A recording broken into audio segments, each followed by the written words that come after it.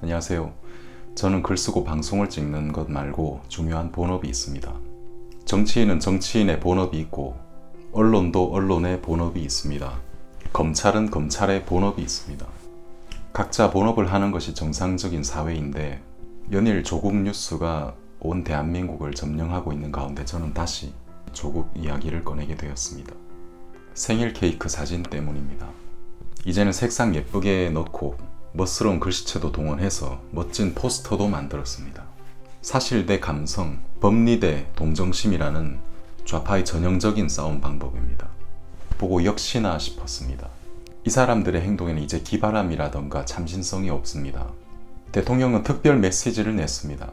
검찰개혁 목소리가 높아지는 것을 성찰해달라. 인권을 존중하는 절제된 검찰권 행사가 무엇보다도 중요하다. 검찰개혁에 대해서는 이렇게 말했습니다.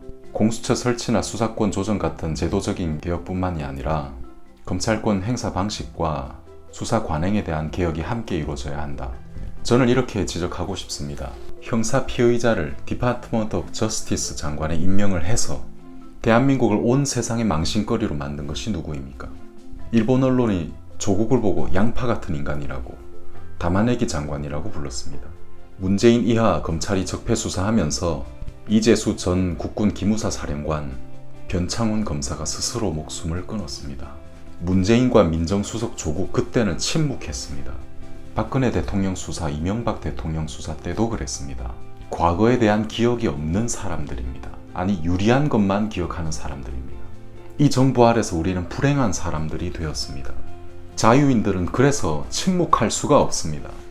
문재인과 조국이 자유와 진실의 적이라고 말하지 않을 수가 없습니다. 보면 볼수록 이들은 성장이 아니라 만들어진 사람입니다. 진실이 아니라 사상으로, 이념으로 만들어진 사람입니다. 이런 사람들에게는 내가 하는 일과 내 편이 하는 일은 절대 설입니다. 왜냐? 내가 하는 일이니까요. 나니까요. 조국이 자택 압수수색 담당 검사에게 전화했습니다. 남편으로서 당연히 할 수 있는 일이라고 말을 했습니다. 부끄러움이 없습니다. 생일 케이크 사진을 본인 페북 프로필로 겁니다. 부끄러움이 없습니다. 진심으로 본인에 대한 부끄러움이 없습니다. 검사들과 대화를 진행했습니다. 부끄러움이 없습니다. 문재인도 그렇습니다. 문재인도 전혀 부끄러움이 없습니다. 둘 다 똑같은 부류의 사람입니다. 국민들 앞에 송구해하지도 않고 양심의 가책도 없습니다. 글쎄요, 속으로는 단 한마디라도 우리가 잘못한 부분이 있다는 걸 인정하면 그때는 정말로 죽을 수도 있다는 걸 두려워하고 있는지도 모릅니다. 여러분, 조국과 문재인에게는 일말의 양심의 가책을 기대해서는 안 됩니다. 부끄러움을 기대해서는 안 됩니다. 이런 부류의 사람들은 이념으로 만들어진 사람입니다. 자기 정당성으로 차 있습니다. 제가 보는 바로 그렇습니다. 죄송하지만 그 배우자도 그렇고 자녀들도 그렇습니다. 여러분은 문재인이 말하는 나라다운 나라가 무엇이라고 느끼십니까? 문재인이 해온 일을 보면 충분히 예상할 수 있는 일입니다. 헌법 개정안에서 자유를 삭제했던 것을 기억합니다. 공수처 설치하고 선거법 개정하는 그런 일련의 과정들, 어떤 수단을 정당화해서라도 이뤄내려고 하는 그 역사적인 과업이 뭐라고 느끼십니까? 여러분, 조국이 말했던 그 누구도 되돌릴 수 없는 검찰개혁이라는 건 또 무엇이라고 느끼십니까? 아니, 누구도 되돌릴 수 없는 이란 표현을 쓸 수 있는 그 정신세계는 무엇이라고 느끼십니까? 내가 절대 선이라는 사상입니다. 그래서 청문회 거짓말, 사모펀드 부당이득, 사학비리, 학사비리 전부 다 별거 아니라고 느끼는 것입니다. 대한민국은 고통스러운 시기를 지나고 있습니다. 묻지 않을 수 없습니다. 여러분, 우리는 학습하고 있습니까? 우리 시대의 괴물을 권력자로 탄생시킨 유권자들의 실패를 우리는 뼈저리게 제대로 학습하고 있습니까? 반듯한 말과 감성팔이에 너무나 취약한 대중들의 판단 세계를 우리는 학습하고 있습니까? 아니, 지금 대한민국에 정상적인 시스템이 있기나 합니까? 서해 한박도에 북한군이 주둔하고 있습니다. 박근혜 대통령 탄핵 때 언론은 어땠습니까? 사법부는 어땠습니까?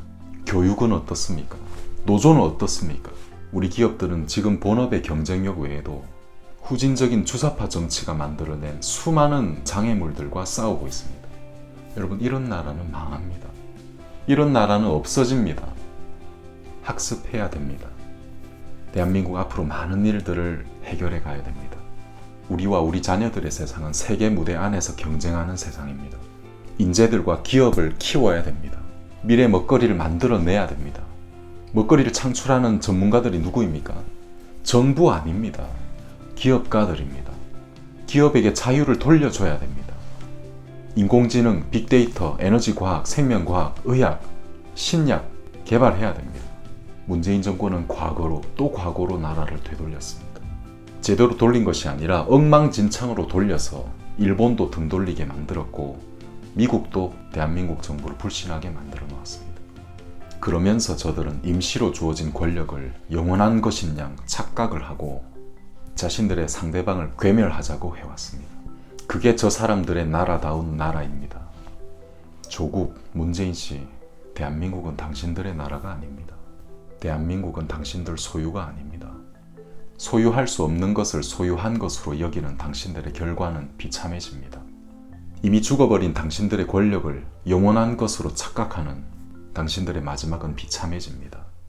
저주와 악담이 아닙니다. 저는 외면하고 싶은 냉정한 사실을 말씀드리고 있습니다.